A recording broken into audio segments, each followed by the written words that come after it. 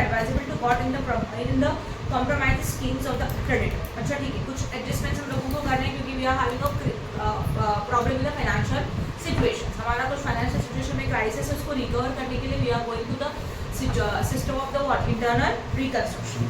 Balance sheet and preference shares 5 lakh and 100 each. How many number of shares? Preference के अपने 5 lakh 5,000. Then equity share 7 lakh है divided by 10 70,000. 12% debentures 2 lakh है, कुछ नहीं बोला तो ultimately value 100 per share रहेगा, तो 2,000 number of debenture. Creditor 2 lakh 80, bank loan 2 lakh 15,000, land 80, building 2 lakh 60, plant and machinery 3 lakh 75. Trademark 75, goodwill 1 lakh 50, debtors stock है, debtors है, profit and loss, credit expenses. इसमें से हम लोग गुडविल, यस और no, profit and loss, right, as well as what trademark. हाँ, profit and loss और कौन कौन से एसेट्स है वो चेक करते हैं. गुडविल है, ट्रेडमार्क है, प्रॉफिट एंड लॉस है, क्रेडिट एक्सपेंस है. इन सबको हम लोग रिटर्न ऑफ करेंगे. रिटर्न ऑफ करेंगे तो CR account debit and all assets are what credit. Then यहाँ तक समझा. उसके बाद scheme as approved by the director is as follows. Bank agreed to waive interest amounting outstanding to 15,000 included in the balance subject to the immediate payment of the 50% of their loan. Bank ready है उनका 50% का. Bank agreed to waive मतलब cancel करना. Interest amounting outstanding 15,000 included in the balance subject to the immediate payment of the 50% of their loan. इसका मतलब bank अपना पूरा का पूरा 15,000 का इंटरेस्ट भूलने के लिए तैयार है जो ऑलरेडी बैंक लोन में इंक्लूड है. तो बैंक लोन का अमाउंट प्लीज चेक करो. बैंक लोन का अमाउंट कितना है? 2,50,000 है ना. 2,15,000 से bank is agree to waive 15,000 but condition is not जितना लोन था उसमें से 50% अभी के अभी पे करना है, राइट ना. तो सबसे पहला वाला एंट्री क्या होगा? हम लोग पे करने वाले हैं. क्या पे करेंगे? बैंक का लोन. तो बैंक लोन अकाउंट डेबिट पहला वाला अकाउंट, राइट है. बैंक लोन रहेगा 2 लाख का. मैं सेपरेट एंट्री करेंगे. इनको हम लोग पेड करेंगे 50%. पेड करेंगे तो बैंक अकाउंट क्रेडिट. और जो बेनिफिट होगा वो कहाँ पे जाएगा? सीआर. तो यहाँ पे होगा 1 लाख. ये सॉरी वेट, बेनिफिट सीआर में नहीं जाएगा.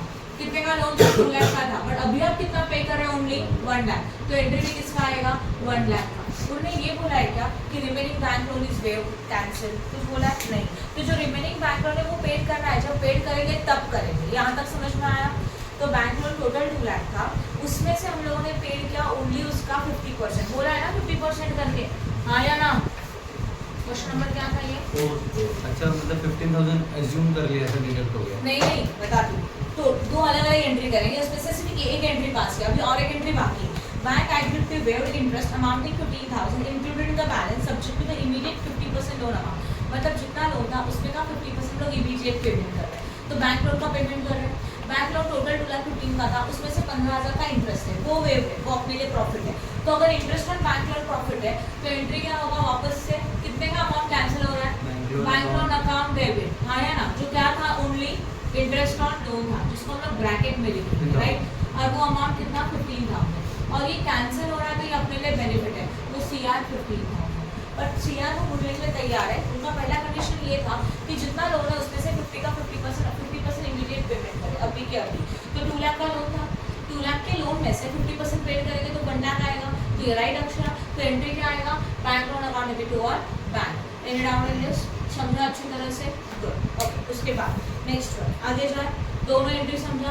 15,000 का interest on bank loan waive. It is a profit to the company. Therefore ये एंट्री किया और यहाँ पे लिखा बैंक. अभी बैंक लोन क्यों लिखा? ब्रैकेट में इंटरेस्ट ऑन लिखा है क्योंकि बैलेंस शीट में जब वो रिकॉर्डेड है ना तो उसका नाम भी क्या है? बैंक लोन ही. इसलिए हम लोग ने बैंक लोन ही वर्डिंग लिखा. ठीक है. After that land was over revalued upward bye 550%. मतलब लैंड का वैल्यू इंक्रीज हो गया बाय 550. लैंड का वैल्यू इंक्रीज हो रहा है तो प्रॉपर्टी की लॉस है. प्रॉफिट का एंट्री क्या आता है? CR credit. तो एंट्री क्या बनेगा? Land and building account debit to CR. अच्छा ठीक है. मुझे बताओ अमाउंट कितना आएगा? लैंड का वैल्यू 550% से इंक्रीज हो रहा है. तो लैंड है कितना? चेक करो. 80,000. 80,000 का 550%.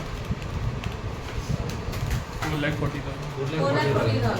तो लैंड का वैल्यू कितना आएगा? 4,40,000. और मैंने बोला था बाय वर्डिंग आया तो डायरेक्ट वैल्यू आना चाहिए. तो 550% जितना भी निकाला वो डायरेक्ट वैल्यू आएगा. तो 4,50,000 से हमारे लैंड का वैल्यू इंक्रीज हो रहा है. तो एंट्री बनेगा land account debit to CR 4,50,000. समझा? अच्छा 4,40,000. Then next one other tangible assets are to be written down by 20%. और बाकी के टैंजिबल एसेट्स क्या हो रहे हैं? इनिशिएट हो रहा है। कौन है? प्रियंका कामो।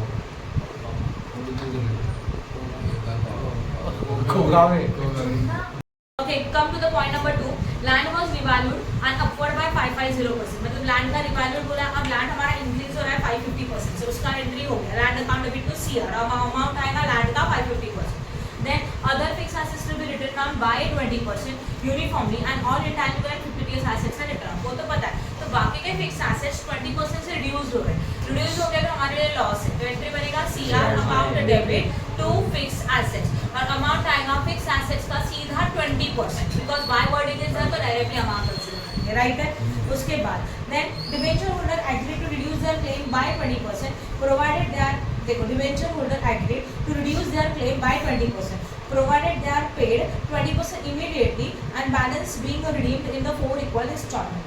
मतलब डिबेंचर होल्डर अपना जो क्लेम है उसका 20% अभी के अभी वेव मतलब भूलने के लिए तैयार है, राइट ना। उनका क्लेम 20% से रिड्यूस हो रहा है, पर उनका कंडीशन क्या था कि जो रिमेनिंग है उसका 20% अभी के अभी पेड करना चाहिए। तो ध्यान दो 2 मिनट के लिए। एक हमारा लायबिलिटी कैंसिल हो रहा है, इसके लिए डिबेंचर अकाउंट डेबिट कुछ तो पे कर रहे हैं, कुछ तो कर रहे हैं, पता नहीं कितना, चलो कैलकुलेट बाद में करेंगे, टू बैंक, और कुछ तो हमारा लायबिलिटी रिड्यूस हो रहा है, तो अपने लिए प्रॉफिट है, तो इसके लिए क्या आ जाएगा कैपिटल रिडक्शन अकाउंट। अभी अमाउंट सोचते हैं। सबसे पहले डिबेंचर्स है कितने के चेक करो प्लीज। टोटल डिबेंचर्स हैं हाउ मच 2,80,000, हाँ 2 लाख। अभी 2 लाख का they are reduce their claim by 20%, वो लोग अपना क्लेम 20% से भूलने के लिए तैयार है, तो 2 लाख का 20% कितना हो जाएगा 40, तो सीआर में जाएगा 40,000, आया ना। नाउ लिसन, ये 2 लाख था, 2 लाख में से 40,000 रिड्यूस हो गया, बचा कितना 1,60,000, राइट। रिमेनिंग अमाउंट, अब दे say that and paid 20% immediately, और फिर 20% हम लोगों ने क्या किया इमीडिएटली पेड किया। सोचो इमीडिएटली पेड किया तो अमाउंट किसमें आना चाहिए, कैश में आना चाहिए, यस और नो। तो एंट्री कैसे करेंगे। अभी उन्होंने ये नहीं बोला है कि बैलेंस का 20%, बोला है क्या क्वेश्चन में, करेक्टली क्या बोला 20% इमीडिएटली पेड किया, और जो बचेगा उसको इक्वल इंस्टॉलमेंट में पेड करेंगे। तो ठीक है, ये तो बस अपने लिए था। अभी यहाँ पे कितना आएगा वापस से, तो 2 लाख का 20% कितना आता है वापस से 40,000, तो टोटल कैंसिल कितना हो गया 80,000, राइट है। हाँ फेस वैल्यू पे लेंगे। अब उन्होंने बोला होता था बैलेंस का 20% कैलकुलेट करना है, तो हम लोग बैलेंस अमाउंट का 20% ले देंगे, ऐसे उन्होंने कुछ नहीं किया। उन्होंने बस इतना बोला debenture reduce their liability by 20% and condition था 20% इमीडिएटली पेड करेंगे, इसलिए 2 लाख का 20% सीआर में चला गया, राइट। एंड अगेन 2 लाख का 20% यहाँ पे आया बैंक, ओके। फिर उन्होंने ये बोला है जो बैलेंस बचा उसको हम लोग इंस्टॉलमेंट में इशूड करेंगे, और कितने इंस्टॉलमेंट 4 इक्वल इंस्टॉलमेंट में हम लोग इसको क्या करेंगे इशूड करेंगे, मतलब बाद में पेड करेंगे। अभी कर रहे हो क्या नहीं, तो वो काम पॉइंट छोड़ दो, उसका कुछ नहीं होगा। ये एंट्री समझ में आया, इसलिए इसका टोटल ऊपर आएगा 80,000, समझा, क्लियर है, यस और नो। आगे जाओ नेक्स्ट। फिर preferential to reduce the share at 60%, preferential अपना शेयर 60 तक कम कर रहे हैं with change in face value. Entry आएगा preferential capital account debit preferential into 100, 2 preferential capital number of share into 60 and 2 CR number of share into 40, बराबर ना। Next, equity shareholder to reduce their claim to 2 per share and subscribe to such a number of shares to meet the cash requirement of the scheme and also have the cash balance of 25,000। अभी इसमें दो adjustments है, एक देखते हैं। सबसे पहले equity share ने अपना वैल्यू 2 तक कम कर दिया, बराबर ना। तो पहले एंट्री क्या आएगा equity share capital account debit 2 equity share 2 CR, debit में आएगा number of share into 10, 2 equity share capital में आएगा number of share into 2 and 2 CR में आएगा number of share into 8। Then अच्छा अभी हमने बोला and subscribe to such a number of share to meet the cash requirement of the scheme and also have the cash balance of 25,000। इसका मतलब है and में ऐसे शेयर्स मार्केट में इशू करो कि जो हम लोगों को पूरे अभी का जो एंट्रीज किया, अभी का जो एडजस्टमेंट्स किया, उसमें का जितना भी कैश का रिक्वायरमेंट है वो फुलफिल होना चाहिए, एज वेल एज बिजनेस में एट द एंड 25,000 का कैश रिमेनिंग होना चाहिए। तो ये कैलकुलेट करने के बाद आप डिसाइड कर सकते हैं कि कितने नंबर ऑफ शेयर्स का आपको क्या करना है, फ्रेश इशू करने का। एक काम करके मैंने सोल्यूशन को सॉल्व नहीं किया, बट आपके पास सोल्यूशन है, सामने बुक है, टेक्स्ट बुक है, PDF है सबके पास, ओके। उसके सोल्यूशन में जाओ। अभी हम लोग देख लेंगे कि सच में हम लोगों को कैश का कितने का रिक्वायरमेंट है, राइट, यस और no. Okay, go to the journal entries please. First journal entry में कैश डेबिट नहीं कैश क्रेडिट है, कैश चाहिए, कैश डेबिट की क्रेडिट है, कैश है तो बैंक। पहले एंट्री में बताओ कैश डेबिट है कि क्रेडिट है? कितने का क्रेडिट है? 1 लाख। तो एक काम कर लेते हैं, रफ में बना देते हैं कैश अकाउंट ना, रफ में बता देंगे। यहाँ हम लोगों ने क्या किया? कैश और बैंक अकाउंट, जो भी है कैश अकाउंट या तो bank account. Cash and bank credit में कितना अमाउंट है बोलो? 1 लाख। वैसे अमाउंट लिख लो। उसके बाद सेकेंड एंट्री में कुछ नहीं है, थर्ड एंट्री में भी नहीं है, फोर्थ में नहीं है, फिफ्थ में हाँ है। कितना अमाउंट है क्रेडिट में बोलो? 40,000, राइट है। देन सिक्स्थ एंट्री में जाओ, नहीं है। सेवेंथ में नहीं है, बस अभी तक उतना ही किया। हाँ बस इतना ही किया, अभी तक इतना ही किया। तो इतना हमारा हम लोगों का ये क्या है? रिसिप्ट है। और ये क्या है? पेमेंट होता है। पेमेंट करना है इतना। अभी प्लीज क्वेश्चन में जाओ, देखो कुछ कैश आपके पास ऑलरेडी का है क्या? क्वेश्चन में जाके देखो प्लीज, क्वेश्चन के बैलेंस शीट में कुछ कैश अपने पास ऑलरेडी का है क्या? Land building, plant, trademark, stock, goodwill, debtor कुछ भी नहीं है। तो हम लोगों को कितने का रिक्वायरमेंट है? 1 लाख प्लस 40,000 की पेमेंट के लिए फंड चाहिए। पैसे है क्या? ध्यान दो प्लीज, ये आपका कैश अकाउंट है, बैलेंस शीट में कोई बैलेंस नहीं, मतलब रिसिप्ट में पैसा है नहीं, बट फंड कितना चाहिए पेमेंट के लिए? 1 लाख प्लस 40,000। तो टोटल फंड कितना हो गया बोलो? 1 लाख 40,000। तो we can say that cash और बैंक जो रिक्वायर्ड है, requirement is equal to 1 lakh how much? 40,000 plus उन्होंने बोला कैश में एक्स्ट्रा बैलेंस चाहिए, कैश बैलेंस मेंटेन। कितना बैलेंस मेंटेन करने के लिए बोला है? 25,000। तो कितना होता है? 1,65,000। समझा? तो हम लोगों को पूरे इस प्रोसेस को या तो इंटरनल रिकंस्ट्रक्शन के सिस्टम को फॉलो करने के लिए हम लोगों को 1,65,000 के कैश की जरूरत है, रिक्वायरमेंट है। उन्होंने यही बोला है जितना आपको रिक्वायरमेंट है ना, उसके अकॉर्डिंग शेयर्स को क्या करो? इश्यू करो मार्केट में, बराबर ना? सेंटेंस को रीड करो, क्वेश्चन नंबर 5, पॉइंट नंबर 5 वाला, ध्यान दो। राखी कुछ डाउट है? नहीं समझा। क्या हुआ राखी? कुछ डाउट है तो प्लीज बताओ, मुझे आपका आवाज नहीं आ रहा है, प्लीज ध्यान दो। Okay, point number 5, equity share holder to reduce their share to 2 each और फुल्ली पेड अप, ये पॉइंट अलग है। उसके बाद उन्होंने बोला and subscribe to such a number of share to meet the cash requirement. Subscribe such a number of share का मतलब क्या होता है? हम लोगों को कैश का रिक्वायरमेंट फुलफिल करने के लिए कुछ शेयर्स को सब्सक्राइब करना पड़ेगा। तो सब्सक्राइब शेयर्स करें कौन करेगा? पब्लिक करेगा ना। तो जब हमारी कंपनी हमारे शेयर्स मार्केट में इशू करेगी, तब जाके वो शेयर्स पब्लिक सब्सक्राइब करेगी। और मार्केट में शेयर्स क्यों इशू कर रहे हैं? जितना हम लोगों को कैश फंड चाहिए, तो जितना भी हम लोगों को फंड रिक्वायरमेंट है ना, उतना फंड के अकॉर्डिंग हम लोग कैश शेयर्स को क्या करेंगे? मार्केट में इशू करेंगे। समझा लॉजिक क्या था? क्वेश्चन में क्लियरली बोला है जितना फंड रिक्वायर्ड है, according to that make the fresh issue. और कितना फंड रिक्वायर्ड है वो कैलकुलेट करने के लिए पूरे क्वेश्चन के कैश ट्रांजैक्शंस को देखा।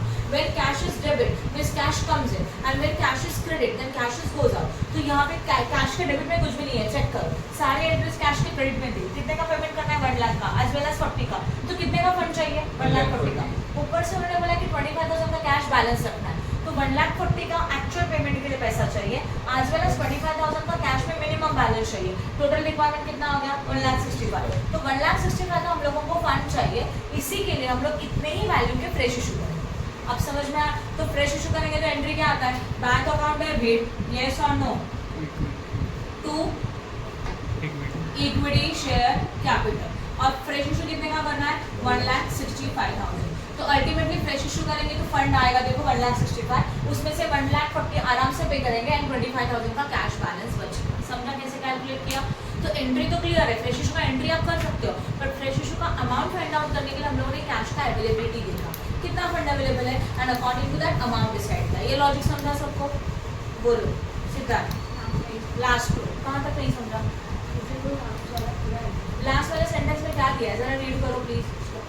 Online student required to pass the necessary journal entry, prepare a capital deduction account as well as balance sheet. हम जर्नल एंट्री पास कर सकते हो, सीआर अकाउंट प्रिपेयर कर सकते हो, एंड बैलेंस शीट के लिए 2 पेजेस ब्लैंक चाहिए। क्वेश्चन नंबर 4 हो गया। Now come to the 5, 6 already हो चुका था, 7 भी हुआ है, 8 भी हो चुका है, right? Now okay, now we are starting with the question number 9. Please open the question. Following is the balance sheet of the Paradise Limited as on 31st March 2016. Liabilities rupees, assets and rupees is already given. Share capital 10% preferential of 10 each. तो number of shares आएगा 2,40,000 divided by 10, 24,000. Equity share of 10 each, 4 lakh है, 4 lakh divided by 10, you got 40,000, right? Then secured loan में 15% debenture of 100 each. अगर 100 से divide करेंगे तो number of share 4,800. Then current liabilities and provision, current liabilities and provision में liabilities है, creditors है, bank overdraft is given, other liabilities, fixed assets में premises, plant and machinery, equipment, current assets, stock, debtors and deposits and advances, and miscellaneous में publicity campaign expenses and what, profit and loss. तो ये जो publicity campaign expenses, profit and loss, इसको क्या करेंगे हम लोग, written off करेंगे. उसका एंट्री आता है CR account debit to publicity campaign expenses to profit and loss. After that, it is observed that a new product launched by the company has not succeeded even after 3 years of the marketing. The management is an opinion of the assets and liabilities are not valued correctly and also find difficult to raise the funds. To overcome the situations, a scheme of reconstruction is prepared by the director and approved by all the authorities. Means this is just information they say that कि हमारी company का जो financial situation है वो अच्छा नहीं है, इसके लिए हम लोगों ने सोचा और जो भी एसेट्स एंड लायबिलिटीज है वो भी करेक्टली वैल्यू नहीं है, तो फंड को रेज करना डिफिकल्ट है एंड इसके लिए हम लोगों ने इंटरनल रिकंस्ट्रक्शन का ऑप्शन ऑप्ट किया, राइट. तो और इसके लिए सबका परमिशन था, ये जस्ट डेटा देके रखा है, इसका कोई एंट्री नहीं होगा. Now next one, plant and equipments having a book value of 80,000 is absolute which is sold at a scrap of 16,000. इसका मतलब जो प्लांट एंड इक्विपमेंट है जिनका वैल्यू 80,000 था, इसको हम लोग सोल्ड कर रहे हैं 16,000 में. तो सोचो 80,000 के प्लांट्स को अगर 16,000 में सोल्ड किया तो प्रॉफिट की लॉस, राइट ना. तो सोल्ड करेंगे तो व्हाट कम्स इन एक्चुअल में, cash, right. This is the question number 1. 9 cash comes in, का एंट्री क्या आएगा, बैंक अकाउंट व्हाट, डेबिट, पहला वाला. लॉस होगा तो CR account also what, debit, and what come goes out, plant and equipment. ये goes out है तो सेल हो रहा है, तो प्लांट सोल्ड किया 80,000 का, उसके अगेंस्ट में हम लोगों को पैसे कितने पहले बोलो, 16,000. तो 80 माइनस 16 कितना हो जाएगा, 64,000 का लॉस. इजी है, समझ में आया. नेक्स्ट आगे, रिमेनिंग प्लांट को इग्नोर, कुछ नहीं करेंगे, राइट अक्षर. Then authorities were pointed out that depreciation of the plant is not provided to the extent of 40,000. The plant जो भी है उसके ऊपर का जो डेप्रिसिएशन है 40,000 का, तो अभी तक चार्ज नहीं किया. तो अगर डेप्रिसिएशन है तो प्रॉपर्टी की लॉस है, तो एंट्री क्या आएगा, लॉस है तो CR, अभी डेप्रिसिएशन नहीं लिख सकते, लॉस है तो CR, तो एंट्री बनेगा CR account debit to plant account और अमाउंट आएगा 40,000. समझा. नेक्स्ट, फिर उसके बाद stock includes items of 48,000 which is sold at 50%. Same logic जो प्लांट वाला था वही. स्टॉक है 48,000 का जिसको हम लोग ने सोल्ड किया 50% लॉस में, तो कितने में सोल्ड किया रहेगा, 24,000. तो सोल्ड करेंगे तो कैश कम्स इन, तो बैंक अकाउंट डेबिट, लॉस है तो CR account debit to stock. Stock में जाएगा 48 का half 24,000 bank and 24,000 CR. Done. समझा. नेक्स्ट वन, किसी को कुछ डाउट है यहाँ तक, first second third. Fourth one, the present realisable value of investment 56,000. अभी का हमारा इन्वेस्टमेंट का वैल्यू कितना है, 56,000 है. ओरिजिनल कितना था, 1,20,000 था, और अभी का इसका वैल्यू ओनली 56 है. प्लीज डिफरेंस निकालो. लॉस हो गया ये तो, है ना. बोला कि एसेट्स को सोल्ड किया नहीं, बस इतना बोला कि अभी का इसका वैल्यू 56 है, जो ऑलरेडी 1,20,000 था, तो वैल्यू अगर रिड्यूस हो गया एसेट्स का तो लॉस है. तो लॉस है तो CR अकाउंट कहाँ होना चाहिए, डेबिट. CR अकाउंट डेबिट किसके लिए लॉस है, इन्वेस्टमेंट के लिए. कितने का बोलो, डिफरेंस आएगा ना इसमें. यस, डिफरेंस आएगा. यस, रियलाइज्ड वैल्यू मतलब ये न्यू वैल्यू लेके रखा है. After that next one, dividend of the preference shares are in arrears for 3 years and this amount is not paid. Preference share का 3 साल का डिविडेंड एरियर्स में है, मतलब पे करना बाकी है. This is our liability. Yes और नो. ये लायबिलिटी रिकॉर्डेड है कि अनरिकॉर्डेड है, unrecorded, because it is not given in the balance sheet.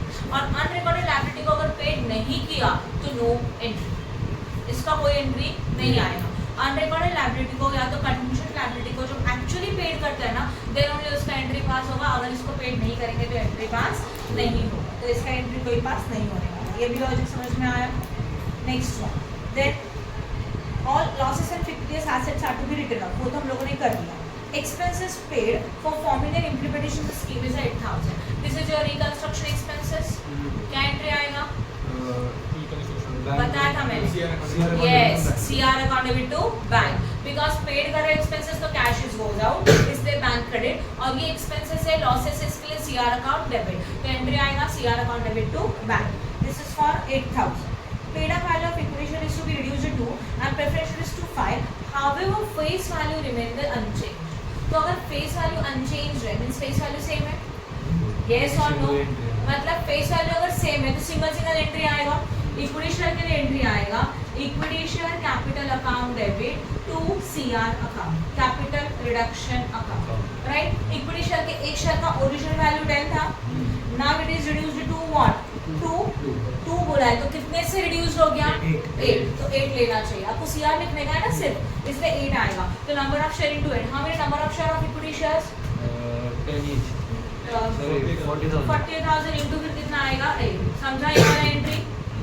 तो 40,000 into 8 3,20,000 as well as 3,20,000, right है। Same entry for preference shares, क्या एंट्री आएगा, preference share capital account debit to what, capital reduction account, reduction account not reduction, capital reduction account, yes और no.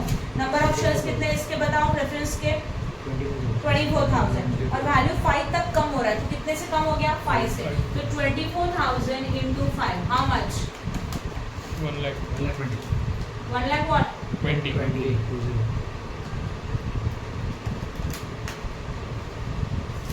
हो गया, समझा, easy है।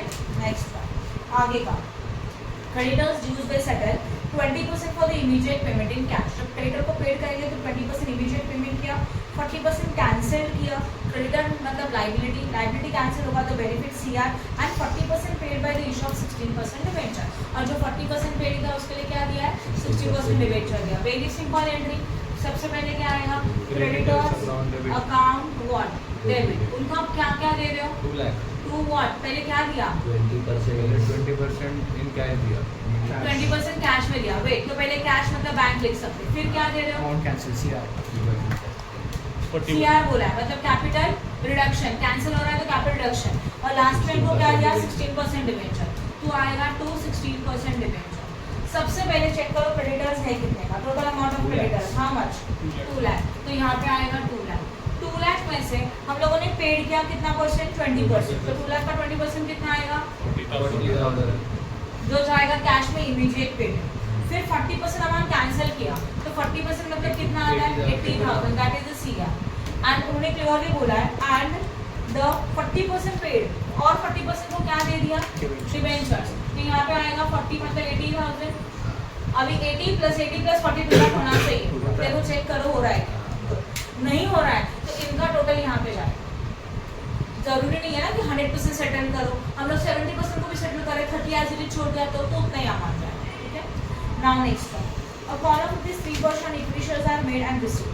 Equity share के ऊपर 3 रुपए का कॉल किया, वेज एक बीच में छोड़ा। पॉइंट नंबर 10 देखते हैं, other current liability includes 40,000 payment to the directors toward the remuneration, liability is to be cancelled. Other current liability में 40,000 है जो हम लोगों को हमारे किसको डायरेक्टर को देना है रेम्यूनरेशन के लिए, एंड इट इज कैंसिल्ड, तो लायबिलिटी कैंसिल हो रहा है, हाँ या ना।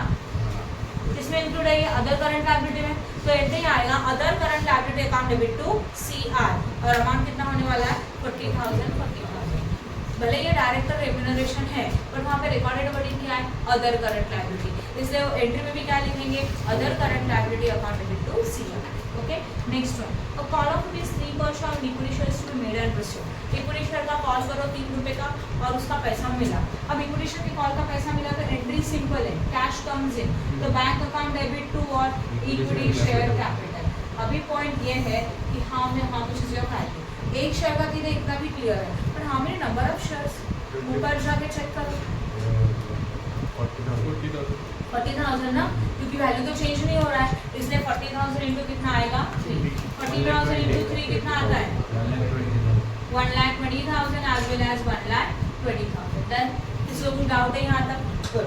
उसके बाद next one, and bank overdraft is paid to the extent possible, और जितना पॉसिबल उतना बैंक ओवरड्राफ्ट को पेड करो। अब ये कैसे समझेगा, जो आपने क्वेश्चन सॉल्व किया उसमें जितना भी बैंक के डेबिट उसका एडिशन करो। बैंक डेबिट मतलब समझते हो बैंक कम्स इन, तो डेबिट बैंक का टोटल देखो ये कैसे कैलकुलेट करेंगे, टोटल ऑफ बैंक डेबिट बराबर है, यहाँ लिखेंगे, उसमें से लेस करेंगे बैंक क्रेडिट का टोटल, राइट है, और जो पैसा मिलेगा वो बचा हुआ बैलेंस है कैश का, और उसी में से बैंक ओवरड्राफ्ट पेड करेंगे। तो नॉर्मली बैंक ओवरड्राफ्ट पेड करते हैं, तो एंट्री क्या आता है? Yes, bank overdraft account debit to bank, entry हो गया। बट उसमें अमाउंट कितना आएगा? उन्होंने बोला जितना पैसा है उतना ही पेड करो। वो कैसे समझेगा? जितना जर्नल एंट्रीज आपने अभी तक सॉल्व किया उसमें जिस जर्नल एंट्रीज में बैंक डेबिट है उनका टोटल कर देगा। तो टोटल बैंक डेबिट मतलब रिसिप्ट मिलेगा, टोटल फंड अवेलेबल। उसमें से बैंक को जो क्रेडिट है, एंट्री में क्रेडिट, वो पेमेंट होता है, वो माइनस करो। जितना अमाउंट यहाँ पे आएगा उतना ही यूज करेंगे पेड करने के लिए। तो बैंक ओवरड्राफ्ट टू बैंक में ये बैलेंसिंग फिगर आएगा। समझ में आया? यस, लफ में आपको कैश का बैलेंसिंग फिगर बनाने का है। तो कैश का बैलेंसिंग फिगर जितना होगा, जैसे कि आप कैश अकाउंट बना सकते हो like this, receipt as well as payment, और जितना बैलेंसिंग फिगर आएगा कैश में उसी से आप बैंक ओवरड्राफ्ट को पे करेंगे। तो उतना ही अमाउंट बैंक ओवरड्राफ्ट के एंट्री के लिए आएगा, राइट? समझा अच्छी तरह से? नेक्स्ट वन खत्म। तो आप आज necessary journal entry as well as a balance sheet, वो तो आप कर ही सकते हो, कर सकते हो। 10 हो चुका था, 11 हो। The summarized assets and liability portion of the Hopeful Limited as on 1/4/2006 is given below. Balance sheet as on 1/4/2006, liabilities rupees as well as assets rupees. Authorized capital 80,000 equity share of 10 each and 2,000 9% preference share of 10 each. ये authorized capital है, authorized capital को कुछ नहीं करेंगे, उसको side में रखो। Issued and paid up capital 40,000 equity share of 10 each, right? Question number 17 read कर रही हूँ मैं। And 2,000 9% preference share of rupees 100 each. Unsecured loans है, creditor है, bank overdraft, goodwill, land and building, plant and machinery, investment, stock, debtor and cash in hand and profit and loss account। तो इसमें का goodwill as well as profit and loss account दोनों को हम लोग written off करेंगे। उसका entry आएगा CR account debit to what? Yes, dividend and preference shares are not declare for the 2 years। Dividend जो भी है हम लोगों ने डिक्लेयर नहीं किया 2 साल के लिए, ठीक है, अभी तक पेड मतलब I in short it is remaining. No provision has made for the sales tax liability 9,600। 9,600 के लिए भी कुछ प्रोविजन नहीं है, तो both are our unrecorded liability. Paid करेंगे तो एंट्री करो, पेड नहीं करेंगे तो उसका एंट्री नहीं आएगा। After that next one, uncalled capital is to be called up in full, मतलब जो भी हमारा अनकॉल्ड कैपिटल उसको कॉल्ड करो and then equity share is to be reduced to 5%। Now listen, हमारे इक्विटी शेयर के एक इक्विटी शेयर का वैल्यू 10 था और कॉल्ड अप था 7.50। तो हाउ मच इज अनकॉल्ड? 2.50। उसको कॉल करो तो एंट्री आएगा bank account debit to equity share capital account. सही है, कॉल का एंट्री किया, कॉल किया, पैसा पूरा मिलेगा, तो उसका एंट्री आने वाला है bank account debit to equity share capital. ध्यान दो, bank account debit to equity share capital, directly एक ही एंट्री पास किया, मनी रिसीव का। How many number of shares please बताओ इसके, कितने नंबर ऑफ शेयर्स है इसके? यस, इक्विटी शेयर के 40,000 है, राइट? 40,000 इनटू 2.5 प्लीज करो, कितना आता है? 1 लाख। तो पैसा कितना मिला? 1 lakh. And now we can say that our share are fully paid. पहला वाला एंट्री खत्म। सेकंड में उसी सेंटेंस में उन्होंने बोला है these equity share are used to 5 per share। इसी इक्विटी शेयर को 5 तक कम किया, तो with change in face value now our shares are 10 each, इसको 5 तक कम कर रहे हैं, तो एंट्री बनेगा equity share capital account debit. Again इसका कन्वर्जन हो रहा है to equity share capital and फिर आएगा टू कैपिटल रिडक्शन अकाउंट, जहाँ पे इक्विटी शेयर कैपिटल डेबिट में आएगा 40,000 number of share into 10, right? और वो होगा 4 लाख। सही है। देन इसका कन्वर्जन कितने में किया? 5 में, तो 40,000 इंटू 5 और वो कितना बन जाएगा? 2 लाख। तो अल्टीमेटली सीआर में भी कितना आएगा? 2 लाख। समझ में आया एंट्री? कुछ doubt? After that the sales tax liability is to be cleared by paying 9,000 in first settlement. Sales tax liability को पेड कर दिया। Sales tax liability is recorded और अनरिकॉर्डेड? तो जितना पेड करेंगे उसका एंट्री करेंगे। सेल्स टैक्स लायबिलिटी एक्चुअली 9,600 बाकी है, पर हम लोग कितना पे करेंगे? ओनली 9,000, उससे ज़्यादा हम लोग पे नहीं करेंगे, राइट है ना? तो अगर 9,000 को पेड करेंगे तो इट्स लॉस, तो एंट्री आएगा capital reduction account what? Debit to क्या होने वाला है? Bank account. सही है, राइट है। देन अमाउंट बोलो इसका प्लीज। 9,000 एज वेल एज 9,000, जितने में सेटल किया उसका एंट्री कर दो। Land and building is to be shown in the balance sheet at a full market value of rupees 2,20,000। तो land and building already कितना था? 1,60,000 था। Now its market value is at 2,20,000। This value is increased by 60,000। Land and building account debit to CR 60,000 difference आएगा। Then goodwill is to be written off, वो तो करेंगे, CR account debit to goodwill। Trade creditors have consented 25% of the remission of liability on a condition that 25% of the net liability after remission to paid forthwith and balance to be paid within 1 year. Creditor है, वो लोग अपना liability 25% भूलने को तैयार है या तो सरेंडर करने को रेडी है, पर उनका कंडीशन ये है जितना net liability means remaining liability, तो ध्यान दो टोटल क्रेडिटर के लायबिलिटी में से वो लोग रेडी है 25% फॉरगो करने के लिए, तो 25% निकालने के बाद जो रिमेनिंग नेट लायबिलिटी आएगा उसमें से 25% अभी के अभी पे करना है, उनका कंडीशन ही यही है तब, एंड बाकी का जो अमाउंट है वो विदिन 1 ईयर पेड करेंगे। अब ध्यान दो how much is your actual creditors, please मुझे कोई बताएगा टोटल 48, इसका 20% they are ready to forgo, 25% करो 76 कितना 12,000 ओके, ये समझा 25%, remaining is how much, balance बताओ, 36,000 इसको बोलेंगे नेट लायबिलिटी, इसको क्या बोला जाएगा net liability.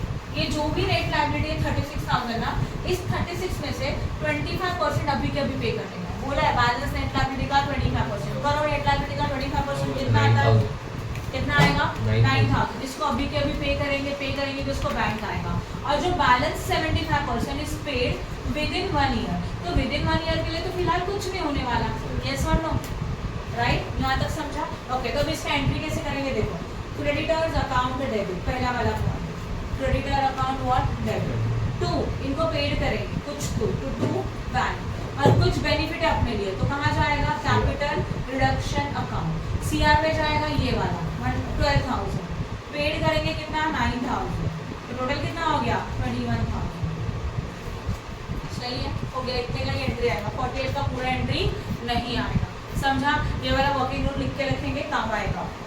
After that next one, investments are to be taken over by bank in a full settlement of overdraft dues, bank overdraft को पेड करने के लिए इन्वेस्टमेंट टेकन ओवर किया गया, इन्वेस्टमेंट कितने का था चेक करो प्लीज, 21,000 और उसको क्यों यूज किया to settle the bank overdraft, तो ये तो लॉस हो गया अपने लिए, क्यों, ध्यान दो कैसे, लायबिलिटी कैंसिल हो रहा है तो bank overdraft account debit, bank overdraft कितने का था चेक करो, ओनली 16,800, और इनको पूरा का पूरा क्या दे दिया इन्वेस्टमेंट, और वो इन्वेस्टमेंट कितने का था 24,000, सोचो 24,000 का एसेट दिया ओनली दिस लायबिलिटी के लिए, तो अपने लिए लॉस है, तो लॉस है तो कैपिटल रिडक्शन अकाउंट क्या हो जाएगा डेबिट, तो करो कैपिटल रिडक्शन अकाउंट कितना 7,200, समझा कि नहीं समझा, लायबिलिटी अकाउंट में एसेट्स का वैल्यू ज्यादा है। Now next one, preference shares holder agreed to give up their right to 2 years dividend, okay, and accept 12 fully paid up equity share of 5 each in exchange of 1 fully paid up of preference share. preference share के एक share के लिए equity share का 12 share दिया जा रहा है, तो रेशो कैसे आएगा, देखो preference shares के कितने नंबर ऑफ शेयर्स थे 1, उनके लिए equity share कितना दिया जा रहा है 12, तो प्लीज प्रेफरेंस शेयर के नंबर ऑफ शेयर कितने थे पहले वो देखो, ऊपर ओरिजिनल में 2,000 ओनली, इशू वाला ऑथराइज नहीं, तो 2,000 के लिए कितना आएगा 24,000, एक के नहीं 24 नहीं 12,24, हाँ सही बराबर, एक के लिए 12 दिया जाए तो 2,000 के लिए कितना दिया जाएगा 24,000, तो how many number of equity share issued 24,000, कैसे 2,000 into what 12, अभी प्रेफरेंस शेयर्स को इक्विटी शेयर दे रहे हैं, इतना तो क्लियर है, और कितने का 5 के वैल्यू का, अब देखो एंट्री कैसे आएगा, preference share capital account debit, उनको हम लोग ने दिया 2 equity share capital, equity shares ये कितने के 24,000, जिसके एक शेयर का वैल्यू 5 था, और कुछ भी लॉस प्रॉफिट हुआ तो कहाँ जाएगा capital reduction account. Now what is the value of preference shares actually 2 lakh है कि नहीं है, 2 लाख प्रेफरेंस शेयर्स है, उनको इक्विटी शेयर में दिया 24,000 नंबर ऑफ शेयर इनटू 5 करो 1,20,000, तो अल्टीमेटली डिफरेंस कितने का आया सीआर में गया, समझा, क्लियर है, नेक्स्ट वन खत्म, आप कर सकते हो ये भी सम, हाँ या ना, स्टॉप कर दो।